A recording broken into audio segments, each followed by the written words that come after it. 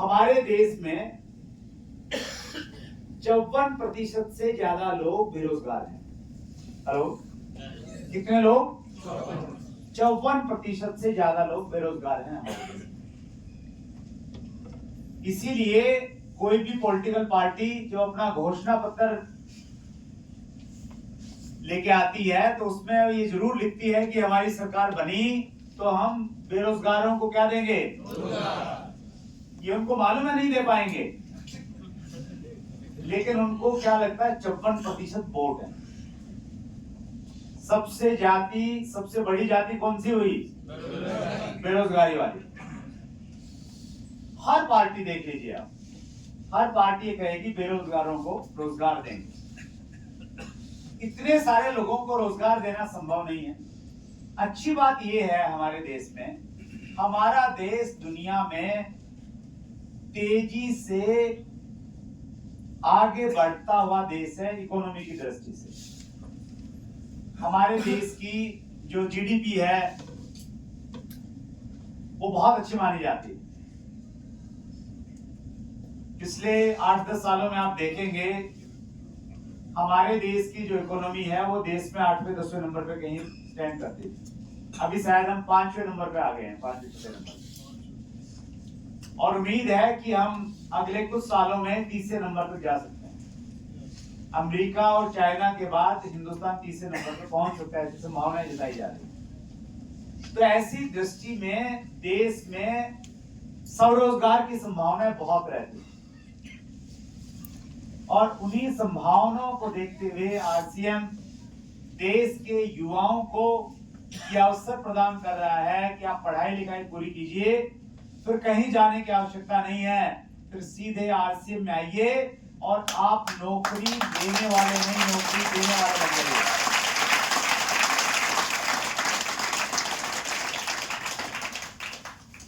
RCM से जो लोग ये प्रोडक्ट इस्तेमाल करते हैं, दुकान बदली बने, उन्होंने कुछ ज्यादा नहीं किया। पहले बाजार की दुकान से लेते थे, आरसीएम के सेंटर से लेते हैं और इतना करने मात्र से हर महीने लाखों लोगों के घरों में पैसा आता है। हेलो, यस, एक दो के यहाँ नहीं, लाखों लोगों। देश के हर राज्य में पैसा जा रहा है आरसीएम से। इस ताकत को समझिए आप। कोई शायद ऐसी तहसील नहीं होगी जहां पे हर महीने आरसीएम से पैसा नहीं जा रहा है। ऐसे हजारों लोग हैं जो पहले नौकरी करते थे छोटी मोटी, आरसीएम में आए, रिजाइन करके वो फुल टाइम आरसीएम में अपनी सेवाएं दे रहे हैं। राइट? यस। मैं अगर अपनी खुद की बातचीत करूं, मेरा बेटा है विशाल, उसने बीटेक किया, फिर देश की एक बहुत अच्छी यूनिवर्सिटी से, नारसी मोहनजी यूनिवर्सिटी से उसने एमबीए किया। 1 साल तक उसने दुनिया की सबसे बड़ी कंपनी अमेज़न में एक अच्छे पोस्ट के ऊपर में काम किया और सब कुछ देखने के और चेक करने के बाद में उसने ये निष्कर्ष निकाला कि आरसीएम से बढ़िया दूसरा कोई काम नहीं हो सकता और लाखों रुपए महीना का जो उसका पैकेज था वो छोड़ के उसने आरसीएम में काम करना स्टार्ट किया अपनी इच्छा से। ये नहीं कि मैंने उसको बोला। और ऐसे बहुत सारे युवा हैं जो डिसाइड कर रहे हैं देख के, चेक करके, कंपैरिजन करके, क्योंकि आधुनिक जो पीढ़ी है ना वो बहुत लॉजिकल है। वो लॉजिक देखेगी, समझेगी, फिर डिसाइड करेगी। तो हम हमारे देश की जो 54% आबादी है उसको आरसीएम के माध्यम से स्वावलंबी बना सकते हैं। डॉक्टर एपीजे कलाम जो हमारे देश के राष्ट्रपति रहे, उनका सपना था कि हम हिंदुस्तान को विकसित राष्ट्र बनाएंगे। Hello, yes.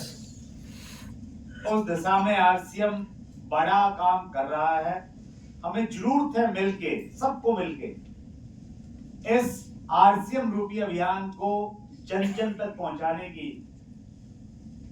अगर हर घर में आरसीएम का प्रोडक्ट अगर इस्तेमाल हो गया, उस दिन हमारा देश विकसित भारत की विकासशील भारत की बजाय विकसित भारत में परिवर्तित हो।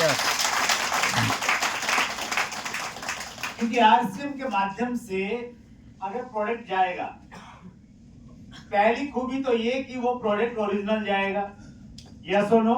यस। क्योंकि बीच में कोई बिचौलिया नहीं है तो कोई डुप्लीकेट नहीं आएगा। दूसरी खास बात क्या रहेगी कि जो भी प्रोडक्ट जाएगा उस प्रोडक्ट के ऊपर में जितना भी टैक्स होगा वो गवर्नमेंट में प्रॉपर जमा होगा। पिकअप सेंटर वाला पर्ची पे बिल नहीं बना के देता, वो कंप्यूटराइज जीएसटी वाला बिल मिलता है आपको। और इस प्रोडक्ट के बिकने से जिन लोगों को भी लाभ प्राप्त होता है, जितना भी पैसा मिलता है, वो पैसा 2 नंबर में नहीं जाता। कभी आपके साथ ऐसा हुआ कि आप भीलवाड़ा गए और बोला हो कि सर इस बार है ना कैश दे दो मेरे को थोड़ा सा, है ना, वो ऐसा तो नहीं होता ना। नो। तो सब 1 नंबर का टीडीएस कट के जाता है। आप टीडीएस काटेंगे तो कहीं ना कहीं आप इनकम टैक्स रिटर्न भरेंगे। हमारे देश में एक समस्या है, लोग टैक्स रिटर्न नहीं भरते हैं। तो अगर आरसीएम से पैसा जाएगा तो ऑटोमेटिकली आईटीआर भरने लग जाएंगे लोग, राइट? यस। तो क्या आपको लगता है इस अभियान को जन जन का अभियान बनाना चाहिए?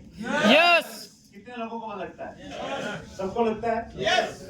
तो अभी आप एक काम कीजिए, अपने पड़ोसी से हाथ मिलाइए, अच्छे से हाथ मिलाइए और इसको बोलिए कि इसे जन जन तक लेके जाएंगे।